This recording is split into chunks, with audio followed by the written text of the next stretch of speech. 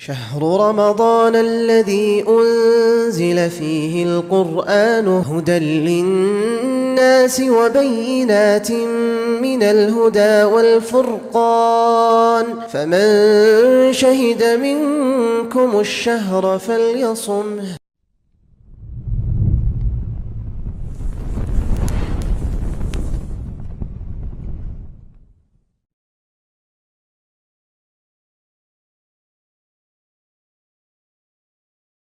بسم الله الرحمن الرحيم. الحمد لله رب العالمين، والصلاة والسلام على أشرف الأنبياء والمرسلين نبينا محمد وعلى آله وصحبه وسلم تسليما كثيرا إلى يوم الدين.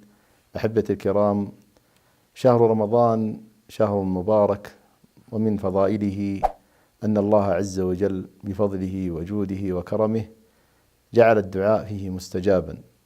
ومما يدعى به أحبتي الكرام قول الله سبحانه وتعالى: والذين يقولون ربنا هب لنا من أزواجنا وذرياتنا قرة أعين واجعلنا للمتقين إماما.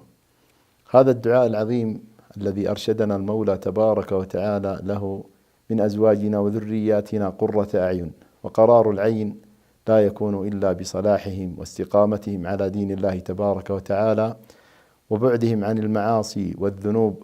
وكذلك أيها الأحبة، مما يدعى به: واجعلنا للمتقين إماما، أن يجعلك الله عز وجل أنت وذريتك وزوجاتك للمتقين قدوة صالحة، قدوة في الخير، من أهل التقوى. وأهل التقوى هم من قاموا بأمر الله تبارك وتعالى وجعلوا بينهم وبين عذاب الله وقاية بفعل الأوامر واجتناب النواهي.